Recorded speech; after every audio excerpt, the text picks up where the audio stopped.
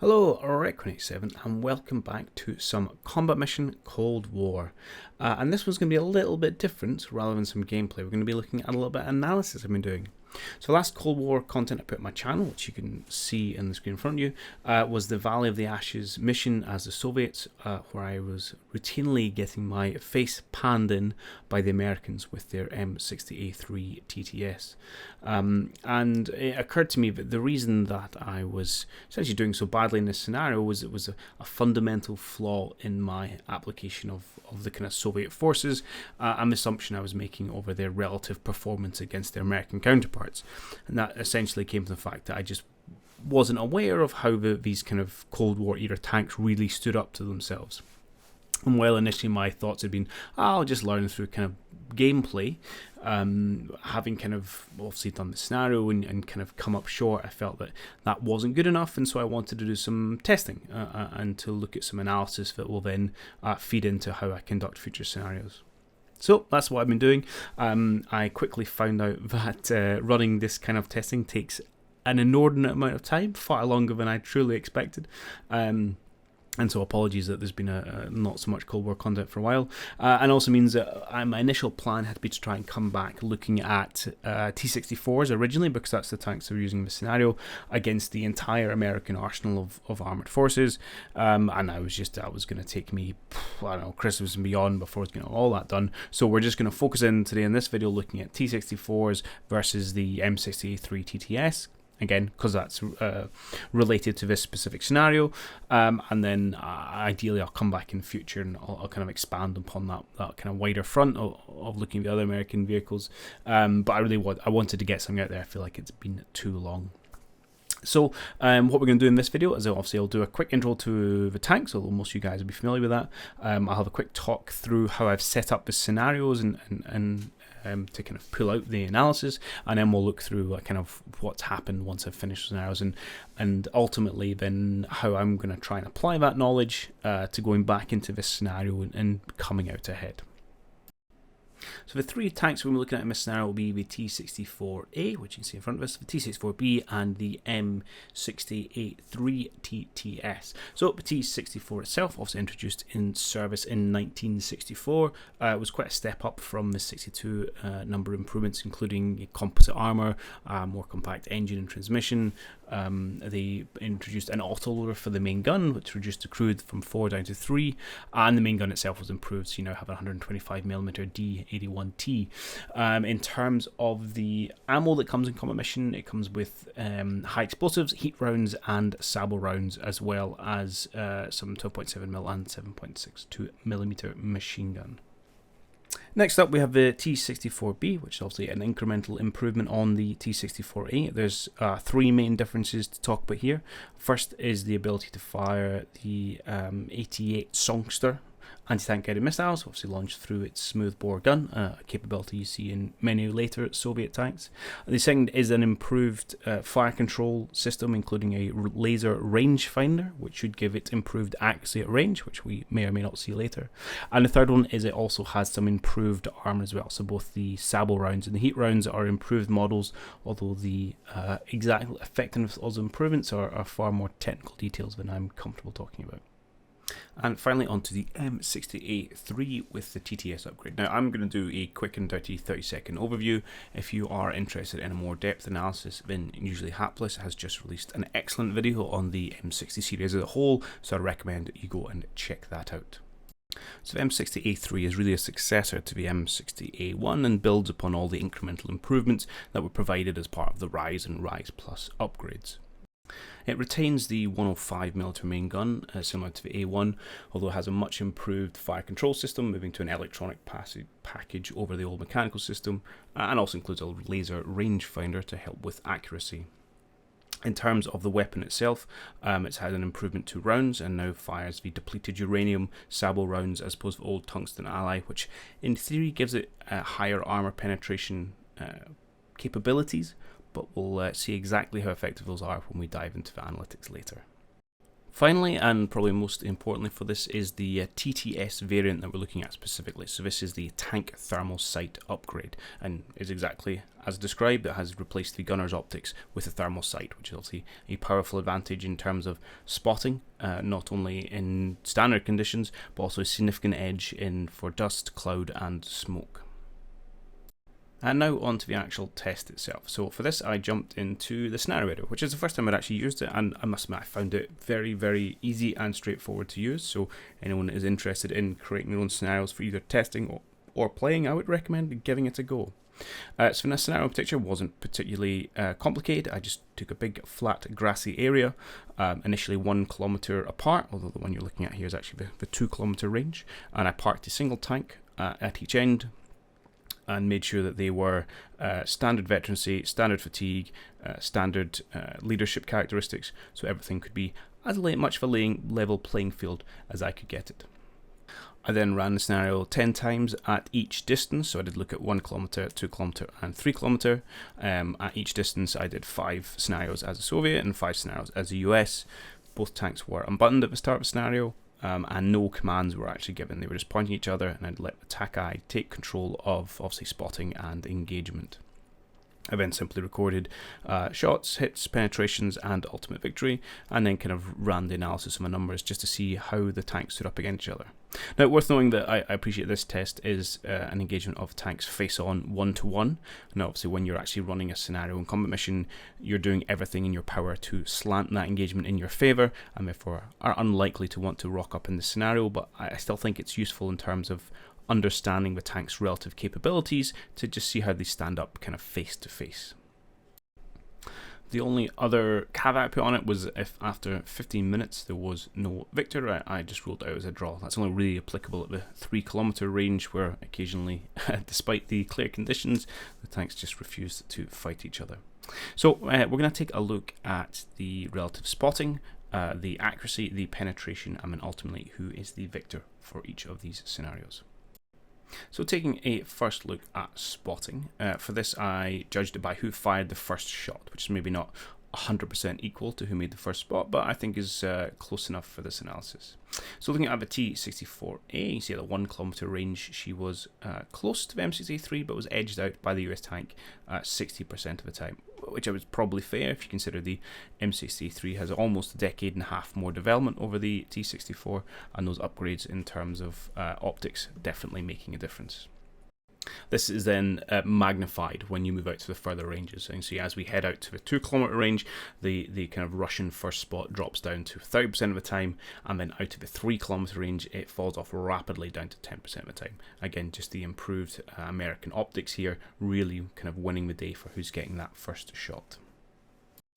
And it's an almost identical story for the T64B, which is not surprising given that the upgrades between the A and the B revolve around capability in terms of weaponry and fire control and laser rangefinder, which may help you be more accurate but isn't going to help you spot. So as we can see, the similar almost parity at the 1 kilometer and then dropping off rapidly as we approach the further ranges. Slightly improved performance you can see at the 3 kilometer range from the T64B. That might just be a quirk in the data. Like I said, although I ran 10 scenarios for each tank at each distance, ideally I would like to have run a lot more, but it's just very time consuming, and so I'm going to have to make do with what I've got. So we can see the Americans definitely have an edge in spotting and getting that first shot away. However, spotting and firing counts for naught if you can't land your shots. The next thing we're going to take a look at is the accuracy of the 3 tanks involved. And for the T64A, that is not a very pretty picture. So we see at the 1 kilometer range in the 10 scenarios, she fired around about 10 shots and landed 40% of them. Similar performance at the 2 kilometer mark, where again there was a dozen shots fired in the scenarios and landed about 35%, so fairly analogous with the 1 kilometer performance. At the 3 kilometer, however, this wasn't so successful. Now, we have a lot less data here because of the T64's inability to spot, and therefore in the 10 scenarios she only actually fired 2 shots off at this range and missed them both. So either way, the engagement ability at the 3 kilometer is pretty poor. It's a slightly improved picture for the T64B, which you would expect given the upgrades it has around fire control and laser rangefinder.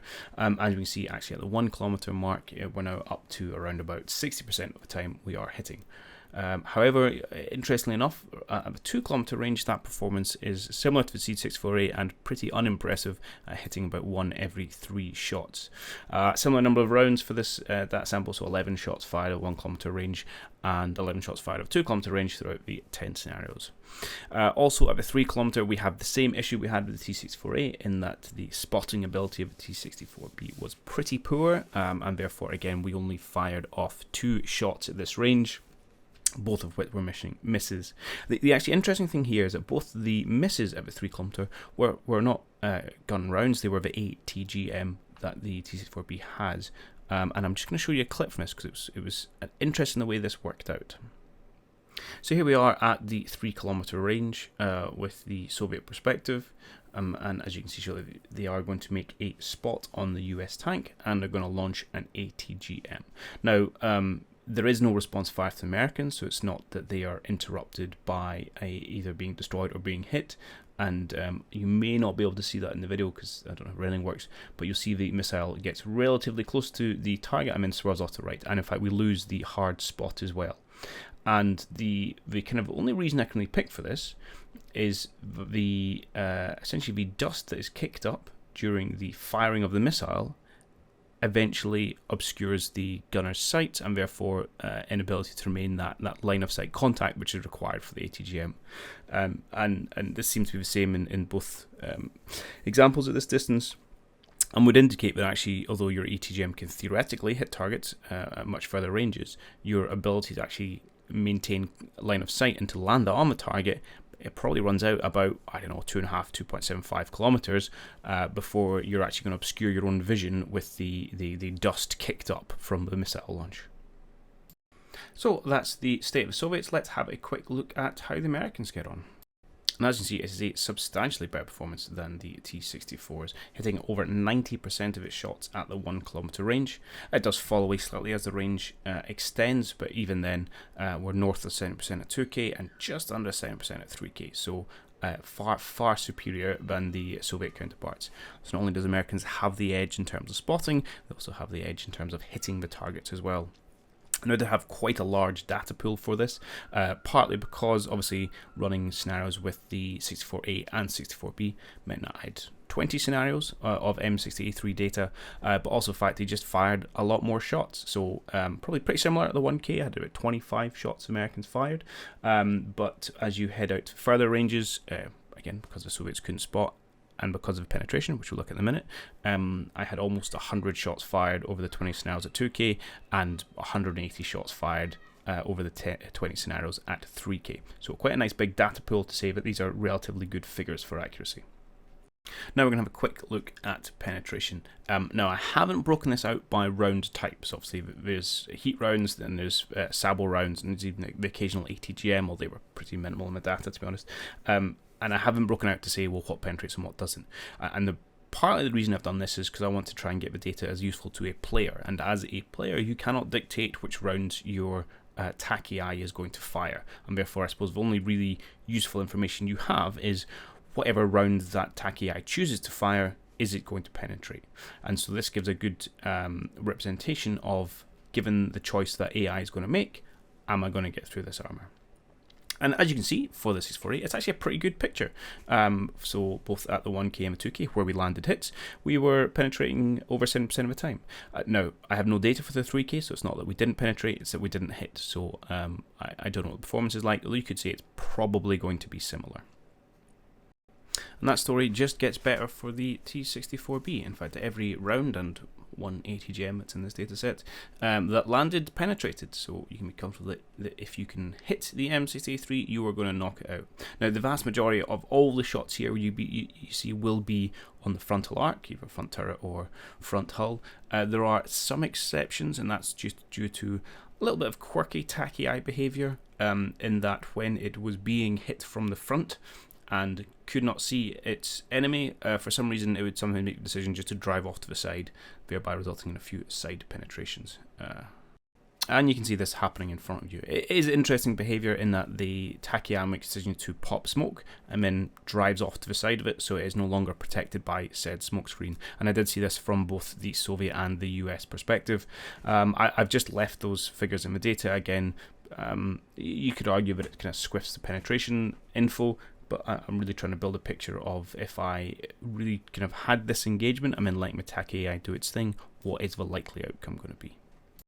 And let's finally look at the Americans, and this is one where the A3 really falls apart. As we see, the penetration at 1 kilometer is only 30%, similar performance at 2K, and then drops off a little bit as it head out to 3K. And this is with the improved Sable rounds that the A3 brings over the A1 variant.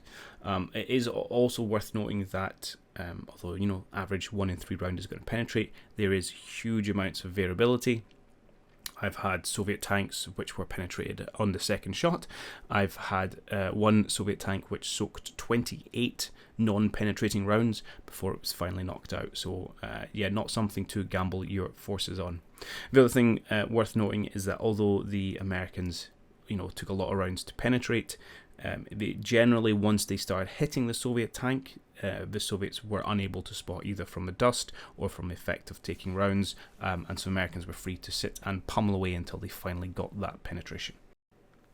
So bringing this all together then, what is the actual outcome of the engagement? So obviously that's a factor of being able to spot, being able to hit, and being able to penetrate. And as you can see for the T64A there, it is not a good picture for the Soviet tank. To be expected, the M60A3 has 15 years of development on the Soviet tank, so you would be surprised if it didn't manage to outclass it. So yeah, the T64 winning 1 in 3 engagements at 1 kilometer, 1 in 5 engagements at 2 kilometer, and not a single engagement at 3 kilometer, although it did survive one, with obviously the Americans having a bad day for spotting. Generally speaking, the tank which made the first spot and fired the first shot then went on to win the engagement. There was a small number of exceptions to this, and they generally favoured the US, and that's just a factor, I think, of the poor Soviet accuracy, whereby not making that first spot count. Taking a look at the data for the T64B, we can see it's an improved picture for the Soviets, if only marginally. So we're now in the realm of winning 50% of our engagements at 1 kilometer. However, we can see that at the further ranges, the performance is as per the T64A, 1 in 5 victories at 2 kilometers and not a single victory at 3 kilometers. So, just taking a rough view at this data, we can see that my initial strategy for Valley of Ashes to try and isolate and engage these M60A3s in a long-range duel at about 3 kilometers was pretty flawed, and so I'm hoping therefore to take the information here and be able to turn it into a much better strategy going forward.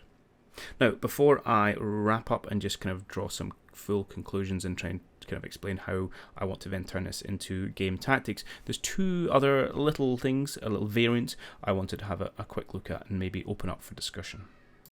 So the first of these is the effect of buttoning up. So as I said, the scenarios that we ran for all the previous data, those 20 scenarios, both tanks were unbuttoned at the start. Obviously, some would then button up after receiving fire, but that was kind of an equal playing field. So what I was curious as to just how important a part the Mark I eyeball played in spotting in this era. So I reran all 60 scenarios, and this time as the player I would instruct my tank to button up before the scenario started. The AI would still do its standard thing and unbutton, and therefore I was expecting to see a reduced performance in the kind of buttoned scenarios. And looking at the T64 data in front of you, we can see that's kind of the case. Not much of a difference is made, but we can see some slight improved performance at 1K for the T64A if you're unbuttoned, and a fairly kind of consistent performance improvements across all distances for the Americans when unbuttoned.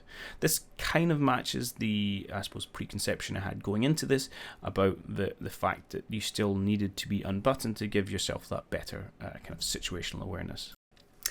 However, that was not borne out in the data for the T64B, which is why I've thrown this in as a bit extra for discussion rather than as part of the main findings. So again, I was expecting to see similar performance, improved outcomes when you are unbuttoned, and that just wasn't the case. So for the Soviets this time, oddly enough, I found they actually improved very slightly better when buttoned at 1K and 3K, and no difference at all for the Americans. Now, it may be that this is just a quirk of a data set. After all, each of these scenarios is only comparing five kind of runs for each one, so just maybe that's just too small to really hide the randomness, and therefore we're not seeing a true outcome. It may be that being unbuttoned just doesn't make that big of a difference, but I don't know, it doesn't quite sit right with me. So I'll be curious if anyone has thoughts on this, but what I do tend to do is, because I'm going to continue this kind of analysis work, is to keep looking at this buttoning on a larger scale and see if I can't draw out a wider theme across more data sets, and then we can definitively say whether it has an improved performance from it being unbuttoned. The last thing I wanted to touch upon was the player versus AI performance. So my understanding of my current belief is obviously the attack AI for both players and the AI controlled units is identical, same program that runs, and therefore when I was doing this analysis, purely looking at the unbuttoned scenarios here, there's 60 of them, where I did half as the Soviets, half as the US, identical conditions, I would therefore expect to have a entirely even split with obviously some variation just due to the data and randomness, etc., between player victories and AI victories. And when I started kind of looking at data, I thought I started noticing a pattern where that wasn't actually the case. And so I crunched the numbers, and I've come up with obviously the following charts which show that's definitely not the case. So when it came to spotting, the AI actually won up to me 55% of the time, which may not sound like a lot, but actually if you consider it, so that's 27 scenarios to the player, 33 to the AI, that's actually a 20% increase in first spots for the AI when compared to the player numbers, which is significant. And then when you look over the actual engagement outcome, this is then actually skewed even further. So I discussed before, there were a few scenarios where the first spot didn't always result in a victory, and for whatever reason, these actually have seemed to favour the AI. And when it comes to the actual outcome and who won the scenario, it's actually even more in favour of the AI, up to almost 60%. So it's kind of 35 victories for the AI and only 23 for the player. So I'm not one to ring a big bell and shout conspiracy theories, but I think this data does warrant further investigation, as there's got to be something going on here that's resulting in these outcomes.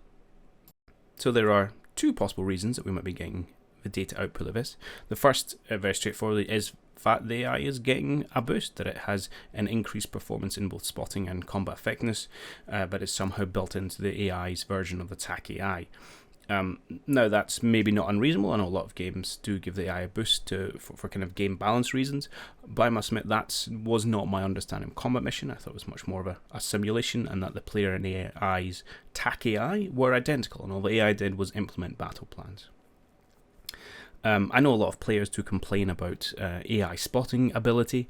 I think personally I put that down to a little bit of kind of confirmation bias, where you always remember the times it goes against you, not when it goes in your favour, and also because generally you're assaulting a defensive AI position more often than not, and that gives a kind of a spotting advantage to the defenders who aren't moving. The other possible reason for this is simply that the AI battle plan AI is giving some kind of order that I'm not, that's giving it an improved performance in spotting and combat effectiveness.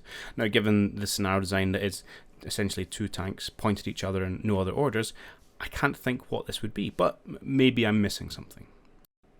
So I think the jury's still out. I mean, this is quite a big data set, but I think if I really want to dig into get some kind of hard data on whether this is a factor or not, and also for the buttoning I mentioned earlier, I think I'm going to have to run a number of mirrored scenarios, so use the same either US or Soviet tank on both sides and make it as identical as possible, and run that a good number of times and see what the outcome is. I'd be also keen to hear from anyone out there if they have any ideas as to what may be pushing this advantage towards the AI. From what I saw when I set up, should be a fairly equal scenario. So, bringing it back to the, I suppose, point of this analysis and understanding how I may better implement my Soviet forces in the Valley of the Ashes game and obviously subsequent scenarios, I just want to bring back up to the kind of overall engagement outcomes. And this is, to me, is very clear in that as a Soviet player against the M60A3, especially the TTS variant, I don't want to be engaging at ranges of 3 kilometers. That was essentially a bad strategy in the first place, and this is the data set that proves that. So going forward, I really want to be doing everything I can to move my tanks as close as possible to move the engagement percentages in my favor. It's never going to be great, and I'm going to have to use kind of numbers to my advantage, but I want to be as close as possible. Helping to support that is the fact that the American kind of penetration of frontal surveyor is pretty poor. So I can afford, in my kind of efforts to close the gap, to maybe take the odd hit. Now, you never know how that's going to land, so there's always a bit of risk, but you can be less afraid perhaps of charging across an open field against these things, because you really want to, you can afford to take a hit while you're closing the gap, and then once you've closed the gap, things are going to be slightly more in your favor, especially if you have the numerical advantage. Theoretically they can't hit all tanks at once. So that's the plan. I'm going to go back to the Valley of Ashes scenario, hopefully avoid getting completely beaten up by these M60A3s, and use this kind of knowledge to better plan out a more aggressive Soviet offense. As I said, really try and close the gap where possible. Now, of course, there's other factors that are going to play into that. ATGM positions, infantry positions. It's never going to be as cut and dry, but at least gives me a base understanding of how my armoured elements stand up against the American ones, and it can rule out some poor strategic decisions, such as trying to have a firefight at 3 kilometers. So the next Combat Mission Cold War content I will release will be that redo of the Valley of Ashes scenario. In the background, I'm going to keep running these analytical scenarios and pulling the data together, and ultimately release another video. Both I'm going to continue looking at that buttoning of the AI bias, but I also want to look at a lot more kind of tank pair-ups and trying to eventually cover the whole Soviet and American armoured forces. But this does take a fair chunk of time, especially trying to juggle it around everything else I'm doing, so these might be a bit sporadic in their release, but I want to keep going with the Cold War gameplay, so that gets back into kind of at least a once a week thing, and then I'll drop these analytical ones as and when they're done. So as this is a bit of a first foray into doing this analytical stuff, I would love to hear feedback from you guys. If you think there's anything I could do to improve the process and get some more robust results, or if there's any particular elements you think I should have a look at or prioritize having a look at, then do let me know. I'm also keen to try and improve my processes, both to help my own education and then maybe help educate a little bit of this community as well. So in what has been a very different video, I hope it has been enjoyable and in some way informative. And as ever, I'll catch you all in the next one.